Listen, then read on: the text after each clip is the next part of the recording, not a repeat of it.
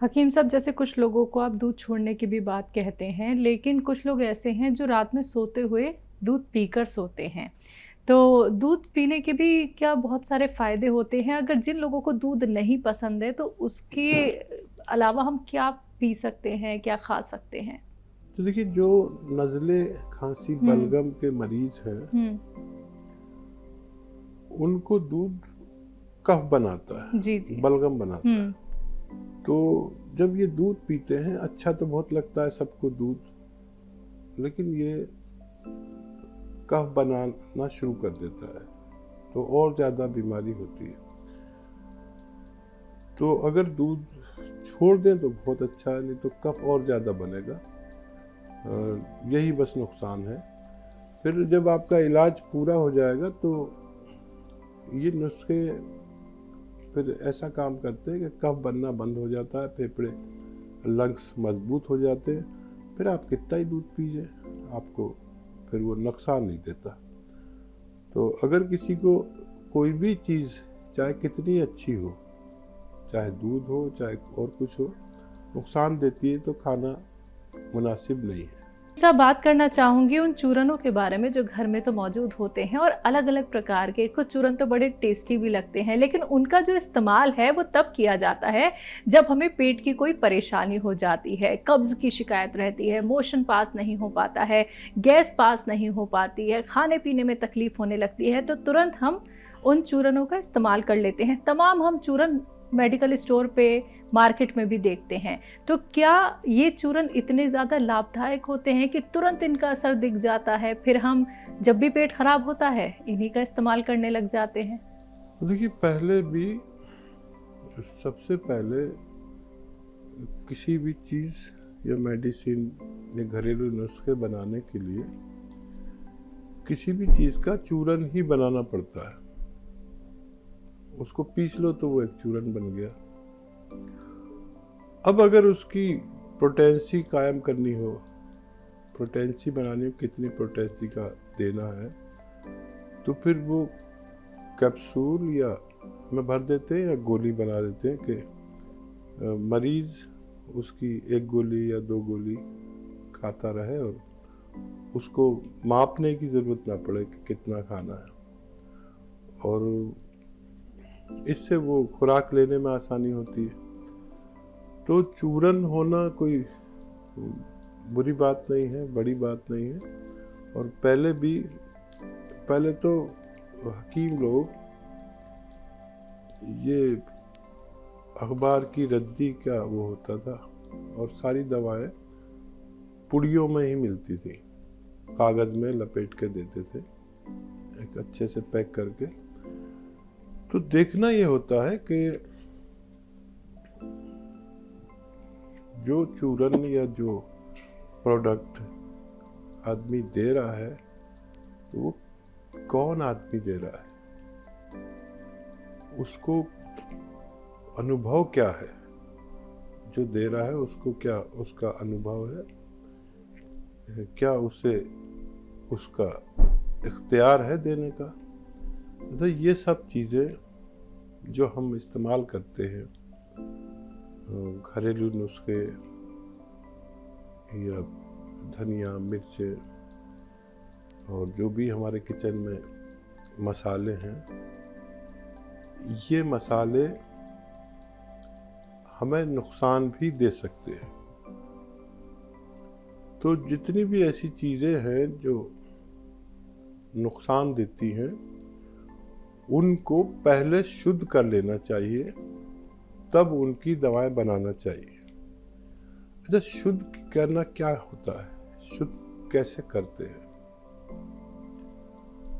शुद्ध करते हैं किसी चीज़ को भून कर, किसी चीज़ को जलाकर, किसी चीज़ को किसी चीज़ में मिलाकर, किसी एसिड में हल करते हैं, किसी चीज़ को, जैसे मैं अक्सर बताता हूँ कि ये जो हरड़ बहेड़ा है, ये बग़ैर शुद्ध किए या बग़ैर बिरियाँ किए इस्तेमाल नहीं करना चाहिए। हरड़ बहेड़ा अक्सर लोग पेट के ताल्लुक से जो चूरन बनाते हैं उसमें यूज़ करते हैं, लेकिन अगर वो शुद्ध नहीं किया और इसको शुद्ध करने का तरीका एक ही है कि इसको आप बादाम या अरंडी के तेल में भून लें।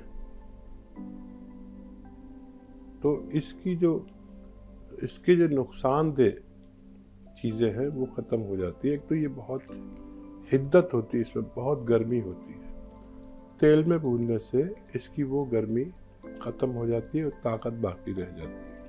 लेकिन जितने भी चूरन प्रोडक्ट लोग बेचते हैं, हम तो गांव से आते हैं तो गांव में बेचते फिरते हैं गाड़ियों पर, ऐसा चूरन वैसा चूरन, पेट सफ़ा और ये दफ़ा और वो दफ़ा। अगर शुद्ध हुई भी दवाएं नहीं हैं तो वो आज नहीं तो कल आपको बहुत नुकसान पहुंचा सकती है। हकीम साहब, बात करना चाहूँगी उन चूरनों के बारे में जो घर में तो मौजूद होते हैं और अलग अलग प्रकार के। कुछ चूरन तो बड़े टेस्टी भी लगते हैं, लेकिन उनका जो इस्तेमाल है वो तब किया जाता है जब हमें पेट की कोई परेशानी हो जाती है, कब्ज़ की शिकायत रहती है, मोशन पास नहीं हो पाता है, गैस पास नहीं हो पाती है, खाने पीने में तकलीफ़ होने लगती है, तो तुरंत हम उन चूरनों का इस्तेमाल कर लेते हैं। तमाम हम चूरन मेडिकल स्टोर पे, मार्केट में भी देखते हैं। तो क्या ये चूरन इतने ज़्यादा लाभदायक होते हैं कि तुरंत इनका असर दिख जाता है, फिर हम जब भी पेट खराब होता है इन्हीं का इस्तेमाल करने लग जाते हैं? देखिए, सबसे पहले किसी भी चीज़ या मेडिसिन या घरेलू नुस्खे बनाने के लिए किसी भी चीज़ का चूरन ही बनाना पड़ता है। उसको पीस लो तो वो एक चूरन बन गया। अब अगर उसकी पोटेंसी कायम करनी हो, पोटेंसी बनानी हो, कितनी पोटेंसी का देना है, तो फिर वो कैप्सूल या में भर देते हैं या गोली बना देते हैं कि मरीज़ उसकी एक गोली या 2 गोली खाता रहे और उसको मापने की ज़रूरत ना पड़े कि कितना खाना है। और इससे वो खुराक लेने में आसानी होती है। तो चूरन होना कोई बुरी बात नहीं है, बड़ी बात नहीं है। और पहले तो हकीम लोग ये अखबार की रद्दी का वो होता था और सारी दवाएं पुड़ियों में ही मिलती थी, कागज़ में लपेट के देते थे, एक अच्छे से पैक करके। तो देखना ये होता है कि जो चूरन या जो प्रोडक्ट आदमी दे रहा है तो वो कौन आदमी दे रहा है, उसको अनुभव क्या है, जो दे रहा है उसको क्या उसका अनुभव है, क्या उसे उसका इख्तियार है देने का। तो ये सब चीज़ें जो हम इस्तेमाल करते हैं, घरेलू नुस्खे या धनिया, मिर्चें और जो भी हमारे किचन में मसाले हैं, ये मसाले हमें नुकसान भी दे सकते हैं। तो जितनी भी ऐसी चीज़ें हैं जो नुकसान देती हैं, उनको पहले शुद्ध कर लेना चाहिए, तब उनकी दवाएं बनाना चाहिए।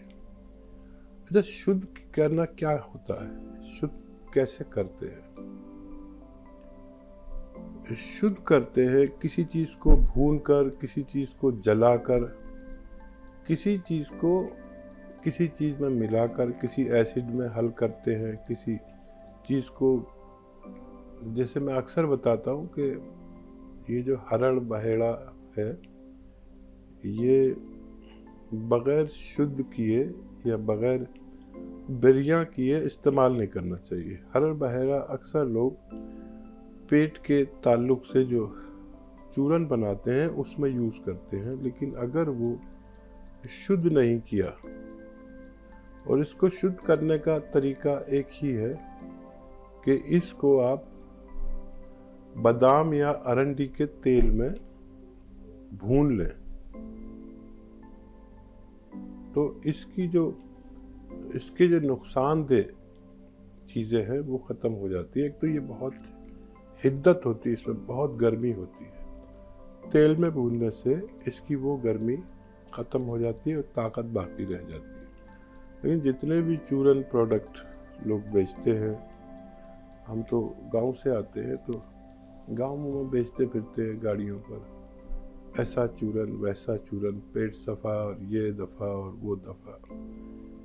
अगर शुद्ध हुई भी दवाएं नहीं हैं तो वो आज नहीं तो कल आपको बहुत नुकसान पहुंचा सकती है।